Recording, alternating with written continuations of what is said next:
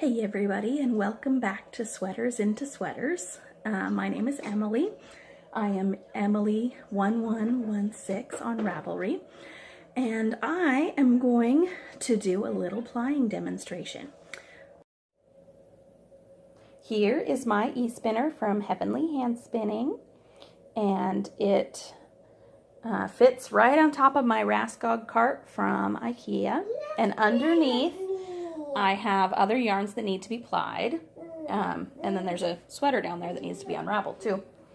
And I am chain plying 2 balls of teal cashmere that look blue with this flash on for some reason. And it's super easy to use. You push the button, adjust the speed right there with the little knob. I bought it through Etsy, but I believe they now sell through Amazon and through their own website as well. And I love it. It is very easy to use, and I will set up my camera now so that I can show you how it works, so it'll be further away because I can't figure out a way to set it up and hold my camera closer and use it, since I don't know how to do it one-handed.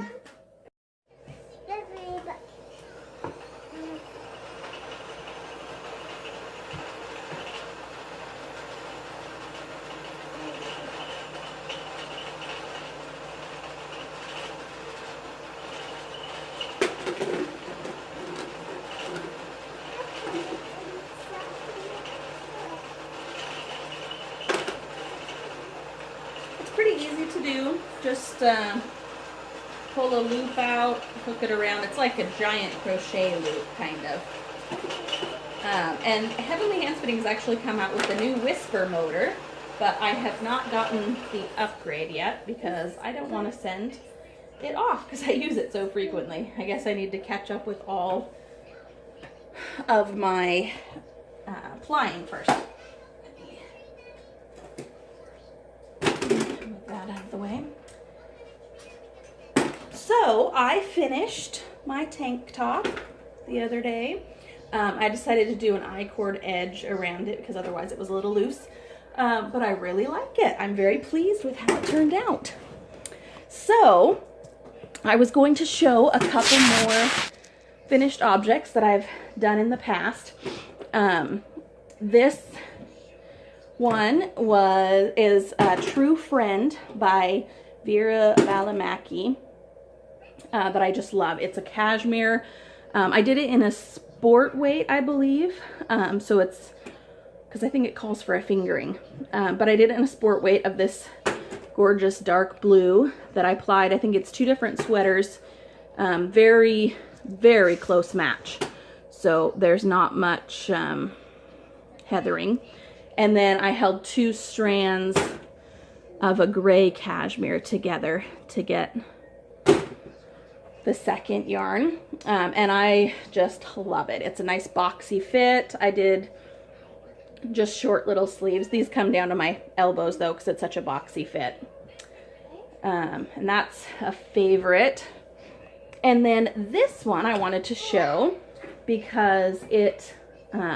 I actually didn't ply the yarn for this. I unraveled a sweater that was heavy enough on its own. It didn't need to be plied. It was already a worsted weight. And this is the Warm Sheep by Jenny F. on Ravelry. And I did snaps instead of buttons. And I added pockets to the front. It's a very cozy, fitted sweater. And of course the sleeves are inside out, and it's impossible to show the whole thing very well because it's giant and not buttoned up. But this is another one I love. This is 100% wool, and it was, or it's a merino. And it was from a Roberto Collini cardigan. I hadn't heard of the brand. One problem with that I had with this yarn, it was a kind of splitty because I didn't ply it together. And I have some heavier weight yarns that I've unraveled that I hadn't planned on plying them because they're plenty heavy by themselves, but I think I will ply them anyway, just so it's not as splitty when I use it. And speaking of, there are a lot of people who unravel who do not ply their yarns, which they just prefer it that way. And actually there is one benefit of not plying, is that if you say take 4 strands of a sweater and you put it all together, start knitting, and you knit a cowl, and then you're done with that, you still have that sweater or those sweaters in other pieces, and you can then hold them 2 together or 3 and get a fingering weight, or even hold more together to use it for something else, or combine different yarns. So it's a little more usable if you wanted to continue using it at different weights. Though, like I said, I really prefer working with plied yarns. And then one of the disadvantages of that, though, is if you are holding, say, 4 strands together and suddenly you decide you hate what you're doing and you need to unravel it or frog it, you then have to decide if you want to leave those 4 strands together and just like a small portion, one ball of 4 strands together, or if you want to separate them back out into the small strands. Which then, of course, you're unraveling one little bit and unraveling another, which can get annoying. Yes, sweetie, I see that. That's amazing. So I went thrifting this week and found 2 sweaters, which I couldn't wait to unravel them. So I've already taken them apart. This first one, I looked at the front tag and it just said this, which means nothing to me. But it had a side tag that had, says 100% cashmere. Why won't it focus? Anyway, you just have to believe me because it won't focus on it.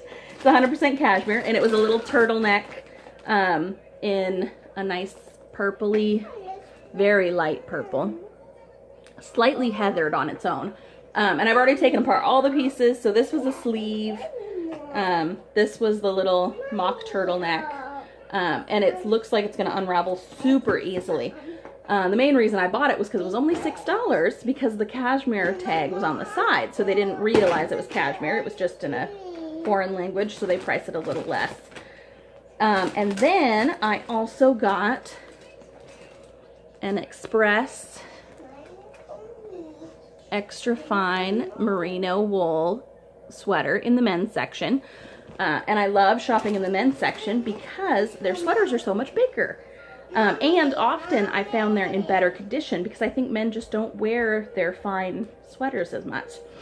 So I discovered when I unraveled this one, or took it apart, that it is one of the dreaded double-stranded sweaters, which means that we have to unravel into 2 balls because the strands are interlocked. So there's 2 strands.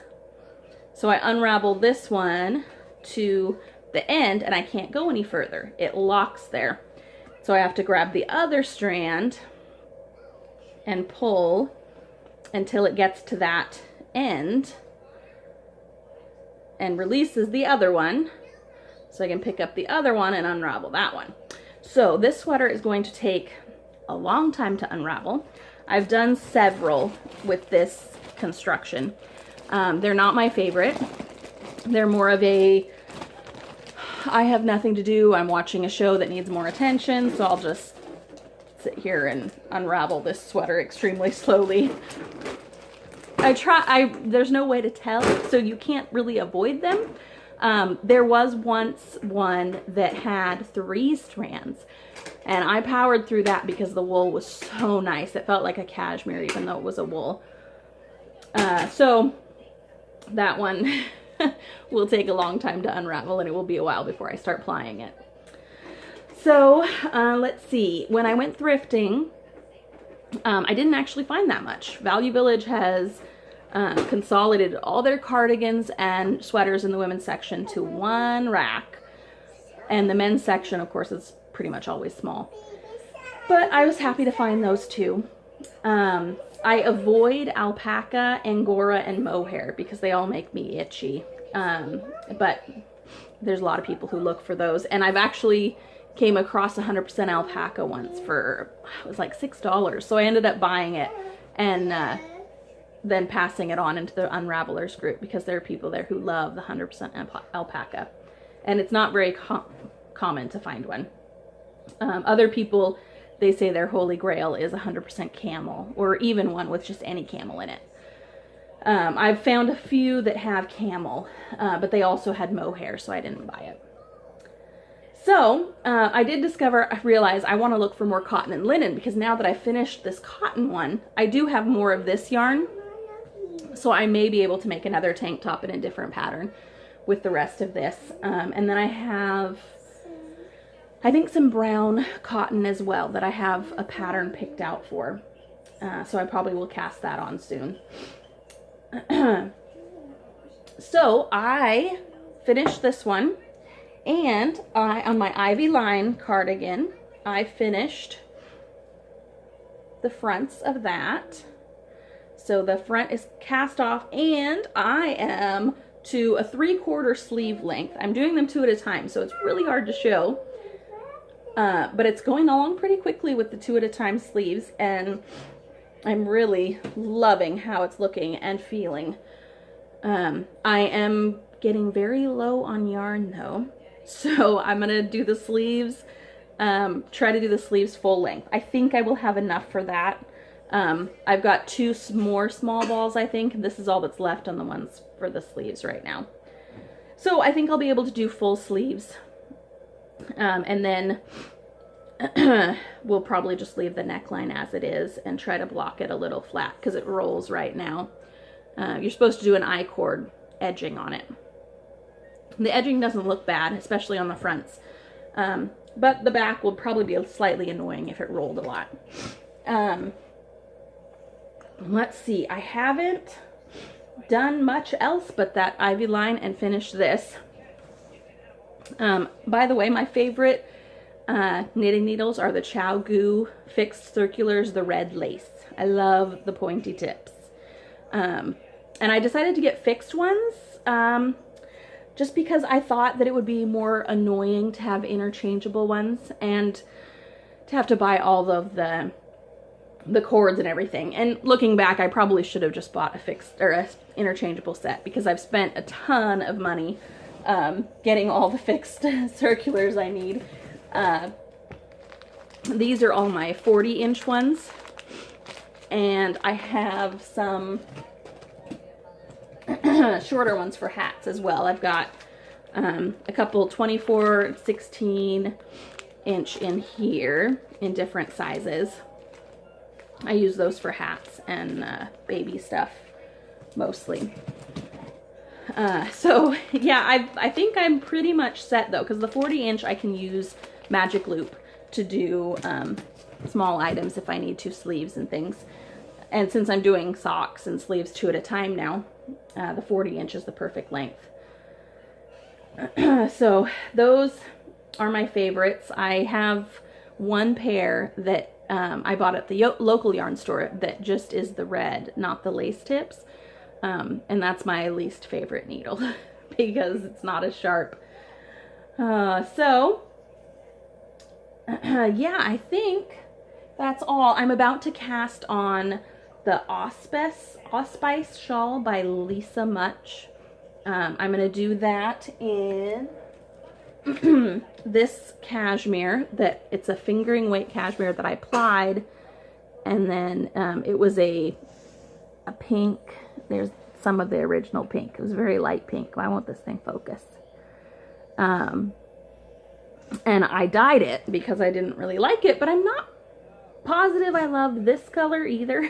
So I think I'm going to knit the shawl, and then I'll decide if I want to apply it or not. I actually did cast on a little bit. It's just that first part, but I'm not sure I like it. I'm using one needle size up, and I think I might go a needle size down instead from what it calls for. The needle it calls for is in another project that's in hibernation right now. So And this is another stitch marker that I made, or progress keeper that I made. I just put it on here to mark which side is the right side. So when I'm going through, I know that this, when I start knitting on this side, it's the side that needs the increases. And then the other side, I just knit all the way across because it's just a garter shawl. And maybe I will pull out, nope, I don't know where that is. Oh, I just got a new storage footstool for my seat, and so I can put all my works in progress in it.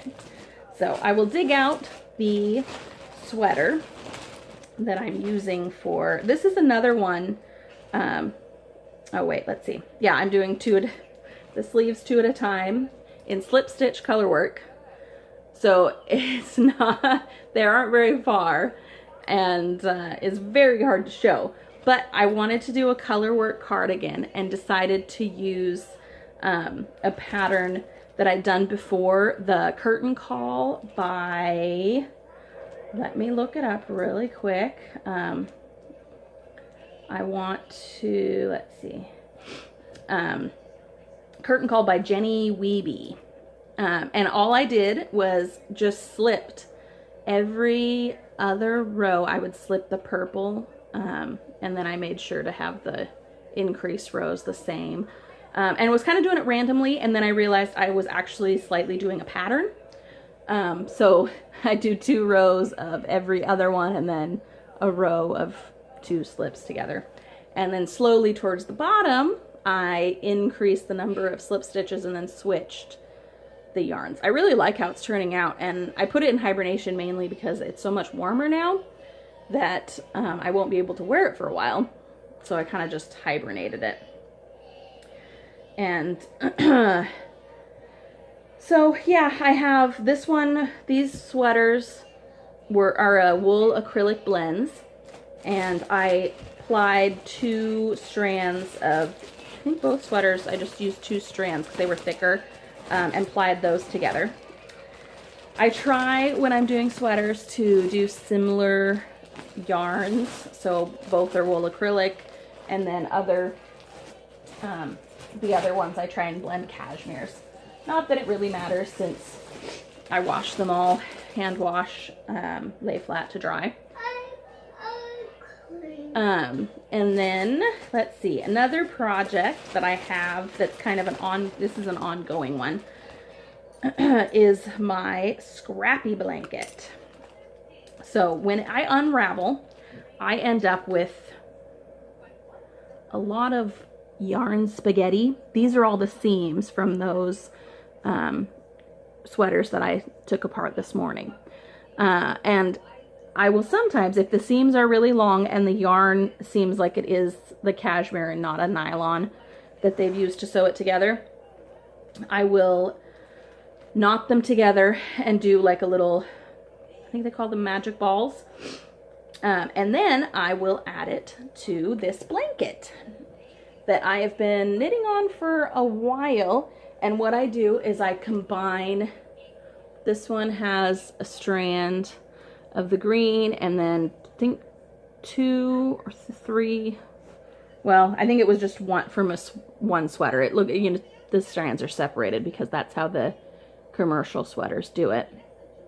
But I combine a light colored sweater and with a darker color, and I just knit around and around and around and around, and so it has a lot of nice random colors. I think I have a few commercial yarns in here from a mini skein swap that I did, but not very many. Mostly it is just unraveled sweater pieces, because a lot of times, especially at the shoulders and neck area, if on a small v-neck, you would have one shoulder that has a few yards of yarn, but then it cuts because then it connects at the v-neck with the other shoulder. So with those pieces, I save all those. Let me grab my, here is my bag of scraps. These are also just leftovers from other sweaters that I've done, and other projects that have leftovers. So all these will go in my sweater, or my blanket eventually. And then here's 2 larger skeins of lighter colors that are left over from applying that I did. Oh, speaking of, this is actually leftovers from the sweater that I'm working on now, the Ivy line, which I bet if I decided I wanted to do the neckline, I could just ply this up. It won't have, this is just the cashmere, so it wouldn't have the wool blended in like the rest of the yarn. But I could use this to do the I-cord edging if I held it like 3 together. That's a good idea. So smart. So let's see. Here's a yarn that I did recently. I think I just have the one plied up yarn out here. That I plied white cashmere with itself. Oh, it's so soft. It was a Banana Republic sweater, which is my favorite brand to unravel. They are almost always just great yarn. Very high quality. Seams are usually really easy to do as long as there's no felting. And it's so squishy. This is a sport weight, I believe. I will probably end up striping it with something else because I don't think there's enough for a whole sweater. Or I will do, this was actually Banana Republic and Ann Taylor that I blended together. So the Banana Republic, see, I actually kept the tags in this one. The Banana Republic was 100% cashmere, and the Ann Taylor was 80% merino wool and 20% cashmere. So very squishy. And last week I should have put everything where I could reach it. I showed that purple sweater that was a merino or wool, let me check, extra fine merino wool. The purple sweater I was unraveling. And we had some really nice weather this week, so I was able to sit outside while the kids played and finish unraveling it. So I have a whole bag. Ooh, that just turns me yellow, doesn't it? I have a whole bag of this cobweb weight unraveled. And then I went and grabbed another sweater that needed to be unraveled. And this Dusty Rose. This is cashmere, Parts International cashmere. 100% fine cashmere, and I don't actually, not familiar with this brand, but it was really soft, and I didn't have a color like this in my stash, so I decided to grab it. And now it's finally unraveled, so I can start plying those whenever I finish up the teal that I'm working on. So that is what I've been working on. Mostly the Ivy line, because I really want to get it finished. We've had some really nice weather, but then the mornings are cool and the evenings are cool. So having a nice cardigan would be great. So yeah, I think that's everything. Yeah, so I will put this up soon, I believe. And I'm so glad that everyone came back to watch, and I'm so pleased with the response I've gotten, because these are so much fun to do. So I will see you next week. Bye.